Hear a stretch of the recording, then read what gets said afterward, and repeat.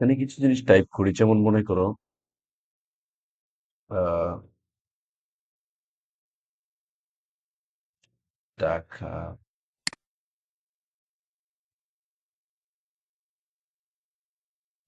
কিছু টাকা টাইপ করি।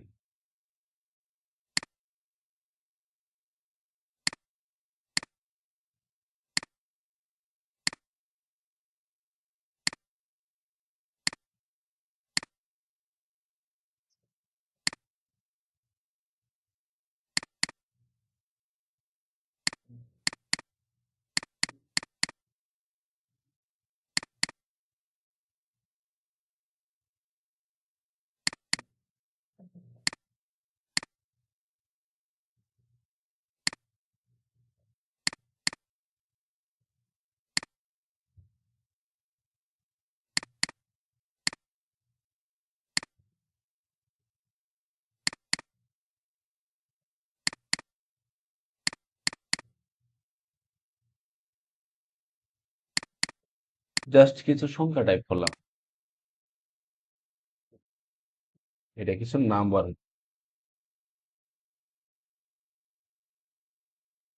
কিছু নাম্বার টাইপ করলাম। এখন অনেক সময় এই সবগুলো নাম্বারের মধ্যে সবচেয়ে বড় নাম্বার কোনটা এটা খোঁজার দরকার পড়তে পারে। এখানে টাকা হোক বা যাই হোক, সবচেয়ে বেশি যেটা, সবচেয়ে বড় যেটা, এটা আমার খোঁজার যদি দরকার পড়ে, আমি যদি মনে করি যে এই লাইনটাতে সবচেয়ে বড় কোনটা, এটা আমি দেখলাম, তাহলে সম্ভব। কিভাবে? প্রথমে ইকুয়াল দিবা, লিখবা এম এ এক্স ম্যাক্স, সবচেয়ে বড় সংখ্যা খোঁজার জন্য বা সবচেয়ে বড় যে টাকাটা এটা দেখার জন্য ম্যাক্স লেখার পরে এখানে কমা দেওয়ার পরে দেওয়া আছে কি দেখো, number one, number two, dot dot এরকম আছে, মানে আমার এগুলোকে চিনানোর কথা বলছে। তাহলে আমি প্রতিবারই এক একটা করে চিনাই আনি। যেমন এটা লিখলাম, ক্ষমা দিলাম, এটা লিখলাম, ক্ষমা দিলাম, এটা লিখলাম, ক্ষমা দিলাম, এটা লিখলাম, লেখছি মানে কিভাবে বুঝছো তো? এন্টার দিলাম, সবচেয়ে বড় যে নাম্বারটা আছে এটা এখানে চলে আসছে। আর কিভাবে লিখছি এটা বুঝছো না? আবার দিই, ধরো ম্যাক্স লিখলাম, লেখার পরে এই যে ঘরটা, এটা কি? D5, এখানে ক্লিক করলো, D5 এসে পড়ছে, ঠিক আছে, ক্ষমা দিলাম। তাহলে সেম কন্ডিশন এটা, E5, ক্লিক করলাম, E5 আসলো, এটাও, এটাও, এন্টার দিলাম। দেখো এই সবগুলো নাম্বারের মধ্যে এই নাম্বারটা সবচেয়ে বড়, বড় নাম্বারটা চলে আসছে। এটা আমি স্ক্রল করলে এখানে চলে আসবে, মানে এখানে এই, মানে এই চারটা সংখ্যার মধ্যে সবচেয়ে বড় এটা, সবচেয়ে বড় এটা, সবচেয়ে, মানে সবচেয়ে বড় সংখ্যাটা এভাবে খুঁজে বার করলাম। বুঝতে পারছো বিষয়টা? এটা হলো প্রতিটা লাইনের ক্ষেত্রে। এখন যদি আমি এটা এরকম না মনে করে, মনে করি যে আমি টোটাল যে শীটটি আছে এটার মধ্যে সবচেয়ে বড় কোনটা, এটা দেখবো। এটা তো শুধুমাত্র দেখছি যে একটা একটা এর মধ্যে, তাও সম্ভব ম্যাক্স লিখবা, লিখে প্রথম বন্ধনীতে এই সবগুলোকেই সিলেক্ট করে দেবা। সবগুলো সিলেক্ট করার পদ্ধতি, আমি যদি এটা স্ক্রল এভাবে না করি, তাহলে প্রথমে লিখলাম এই যে এটা D5, তাহলে D5 লিখলাম, পরে আমি কোলনটা দিব, দেশে একবারে শেষেরটা দিব, শেষেরটা কত? G10, তাহলে G10 লেখো, দেখছো সবটি সিলেক্ট হয়ে গেছে। এভাবে সবটি সিলেক্ট করে এন্টার দিলাম। এখন এখানে যত সংখ্যা আছে তার মধ্যে সবচেয়ে বড় সংখ্যা হলো এটা। তাহলে বড় সংখ্যার জন্য ফর্মুলা বার করার নিয়মটা কি? ম্যাক্স লিখবো, লিখে যেই ঘরগুলোর মধ্যে আমার যতটুকু সংখ্যার ভিতরে বার করতে চাই ওই সংখ্যাগুলো বোঝাই দিব, তাহলে ম্যাক্স হয়ে যাবে। ম্যাক্স মানে সবচেয়ে বড় সংখ্যাটা হয়ে যাবে। এখন সেম কন্ডিশনটা যদি আমি এখানে লিখি মিনিমাম, মানে সবচেয়ে ছোট সংখ্যাটা, তাহলে MIN দিলেই হয়ে যাচ্ছে। দেখো MIN দিলাম, দেওয়ার পরে কি আসছে? এখানে যত সংখ্যা আছে সবচেয়ে ছোট সংখ্যাটা আসছে। বুঝতে পারছো কিভাবে দিছি? আগে দিতাম ম্যাক্স, এই কথাটাতে যদি ম্যাক্স লিখতাম তাহলে সবচেয়ে বড় সংখ্যা আসতো। আর এই কথাই যদি ছোট লিখি, মিন লিখি, MIN লিখি মিন, তাহলে সবচেয়ে ছোট সংখ্যাটা আসবে। তাহলে একটা শীটের ভিতরে যদি কোনো একটা হিসাবের বড় ছোট নির্ণয় করানো লাগে, তাহলে করতে না, সবচেয়ে বড় সংখ্যা এবং সবচেয়ে ছোট সংখ্যা এভাবে বার করবো। এটা আমরা এখানে যেভাবে বার করছি, এছাড়াও আমরা এটা আরো বেশ কয়েকটা পদ্ধতিতে বার করছি। বেশ কয়েকটা বলতে একটা পদ্ধতি দেখাই, তোমরা আসো এখানে ফর্মুলা বারে, যেমন এখানে আসি, আসলে এই কোণারে দেখবা একটা যে অটো সাম অপশন আছে। এখানে যখন ক্লিক করি তখন আমরা কয়েকটা অপশন পাই। একটা হইলো গা সাম। সাম তো গতকালকে দেখছি, যোগ করা। সামের ব্যাপারে কোনো সমস্যা আছে কারো? সাম হয়ে গেছে। এখন যেহেতু সাম হয়ে গেছে, এখন আমরা যেটা করব, ম্যাক্স এর বলেছিলাম, তাহলে ম্যাক্স, এই যে এখানে ম্যাক্স, আগে যেভাবে ফর্মুলা লেখার কথা এভাবে ফর্মুলা লিখলাম। কিংবা আমি যদি ফর্মুলা না লিখে এখান থেকে করে নিই, তাহলে আমি এভাবে করলাম যে কিভাবে এটাকে সিলেক্ট করলাম, কতটুকুকে সিলেক্ট করলাম, করে আমি হোমে গেলাম, যাওয়ার পরে অটো সামে গেলাম, গিয়ে ম্যাক্সে গেলাম। এই যে অটো আয়া করছে এটা, ঠিক আছে। এখন আমি এটা যদি ড্র করি, তাহলে সব চলে আসবে। এটা হলো ম্যাক্সের ক্ষেত্রে, এই এর থেকে আনি আমরা। আরেকটা বিষয় হলো, ম্যাক্সের পাশে এখানে মিনিমামও আছে। তাহলে মিনিমামটা এমনি বার করে নেন, সমস্যা তো হতো না।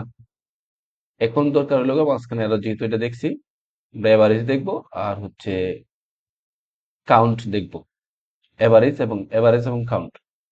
তাহলে এভারেজ এবং কাউন্টের ক্ষেত্রে আমি সবসময় সকল ফর্মুলার জন্যই প্রথম শর্ত ইকুয়াল দিলাম। দেওয়ার পরে আমি যদি এভারেজ করি, এভারেজ মানে আমরা তো বুঝি গড় করা। গড় মানে আমি এই সবগুলো সংখ্যাকে যোগ করব, যোগফলটাকে সংখ্যার নাম্বার দিয়ে ভাগ করে দিব। তাহলে এখানে 1 2 3 4, এই সব চারটে সংখ্যা যোগ করে 4 দিয়ে ভাগ করলে যেটা হয়, এটা হলো এভারেজ। এটা আমরা করার জন্য ভি, এই যে এভারেজ এখানে আছে, এই যে, ঠিক আছে। এভারেজ লিখলাম, লিখে এইগুলোকেও সেম ভাবে আমি চিনাই দিব, দেখ ক্লোজ বন্ধনী দিব, দিয়ে এন্টার দিয়ে দিব, এভারেজ হয়ে গেল। মানে এই টোটাল সংখ্যাগুলোকে যোগ করে যোগফলটাকে সেই সংখ্যার নাম্বার দিয়ে ভাগ করে এভারেজ করে নিছি। যদি আমি ড্র করি তাহলে তো হয়েই গেল নিচে, সবই এরকম এভারেজ হয়ে গেল। এখন এটা যদি এই টোটালটার ক্ষেত্রে হইতো, তাহলেও একই ফর্মুলা ইউজ করতাম। কি করতাম? এভারেজ দিতাম, ইকুয়াল দিয়ে আমি লিখবো, না দিলে হবে না। এবিই আর এ জি, এভারেজ লিখলাম, লিখে আমি এই সবগুলোকেই যদি চাই তাহলে সবগুলোকেই বোঝাই দেবো, দিয়ে আমি ক্লোজ করে দেবো, এন্টার দেবো, এভারেজ হয়ে গেল। বুঝতে পারছো? এভারেজ গেল, ম্যাক্সিমাম গেল, এবং মিনিমাম গেল। এখন হচ্ছে কাউন্ট। কাউন্ট বলতে আমি যে জিনিসটা কইতে চাচ্ছি সেটা হচ্ছে যে এখানে 1 2 3 4, 2 3 4 5 6 24টা সংখ্যা আছে টোটাল। এই 24টা সংখ্যা এখানে আছে, এটা কাউন্ট করবো। যদি অনেক থাকতো তাহলে তো আমি কাউন্ট করলাম, ওকে COUNT, কাউন্ট লিখলাম, লিখে আমি এইগুলোকে বোঝাইলাম, ক্লোজ করলাম, এন্টার দিলাম, তাহলে 24 হয়ে গেল, ঠিক আছে। এখানে আমরা আরেকটা ফর্মুলা দেখছি, এটা হলো কাউন্ট, এটি মনে রাখবো। কাউন্ট করলাম, এখন কাউন্ট যে করলাম, এখানে একটা বিষয় ফলো করবা। এখানে যা আছে সবগুলো সংখ্যা আছে। আমি যদি মনে করি যে এখানে আমি আহ এখানে আমি লিখলাম যে আহ কোন একটা নাম্বারে লিখলাম, যেমন ম্যাক্স লিখছিলাম, ম্যাক্স লিখলাম,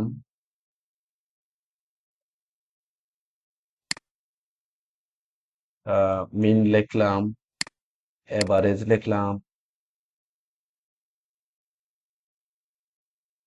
এখন এই জিনিসটা সহ যদি আমি গুনতে চাই, দেখো, এটাতেও কিছু দেই, এটাতেও কিছু দেই। এখন আমি এখানে আসলাম, মানে এখানে এসে আমি চাচ্ছি যে আমি আবার কাউন্ট করব, কাউন্ট। তাহলে আমি এখানে এগুলোকে সিলেক্ট করলাম, এন্টার দিলাম, দেখো কয়টা আসছে। কিন্তু আমার এইগুলোকে সে কাউন্ট করতে পারছে না। এইগুলোকে কাউন্ট করছে কিন্তু এইগুলোকে কাউন্ট করতে পারছে না। এইগুলোকে যে সে কাউন্ট করতে পারছে না কেন? কাউন্টে আমাদেরকে শুধুমাত্র সংখ্যা জাতীয় বিষয়গুলোকেই কাউন্ট করতে পারে। আর এই কাউন্টের এর মধ্যে আমি কি দিলাম? এ দিলাম,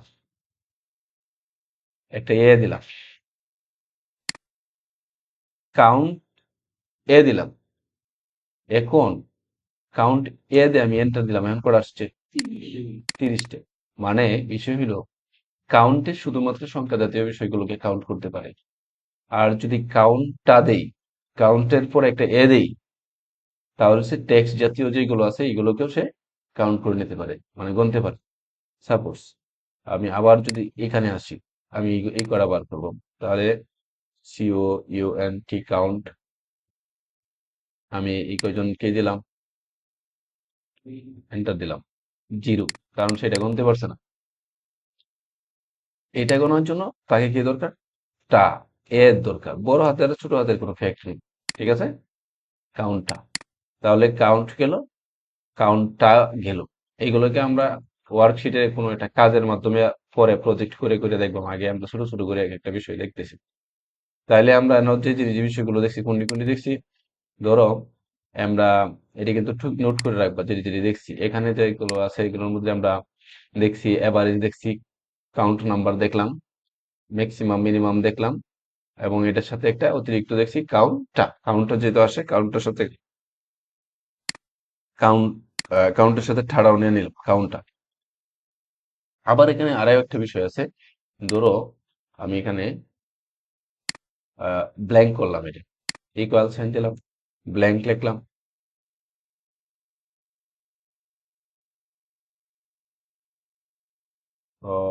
ব্ল্যাঙ্ক বলতে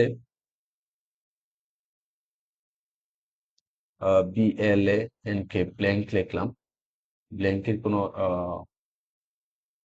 ব্ল্যাঙ্কের একটা আছে খালি বোঝানোর জন্য, কিন্তু এখনো এটা শো করছে না, কারণ এখানে কি আছে?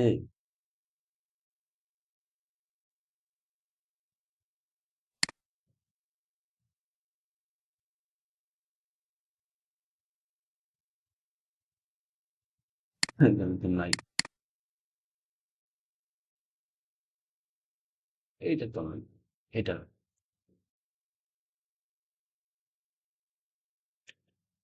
আহ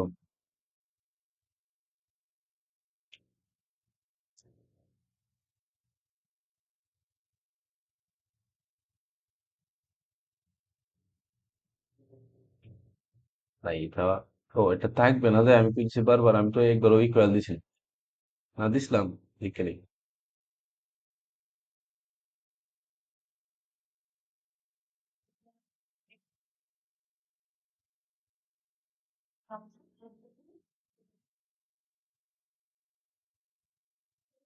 এটা নাই, এটা ব্ল্যাঙ্ক টেক্সট, টেক্সট যেটা, এটা আমি কালকে নেনে উঠে ই করে দেখে আহ,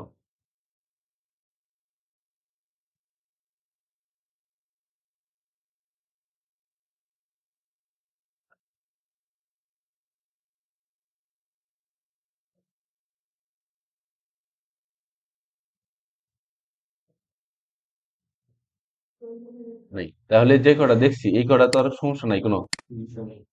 কোনটি কোনটি দেখছি মনে রাখতে পারবো তো? যে যে বিষয়গুলো দেখছি, এই এই বিষয়গুলো আমরা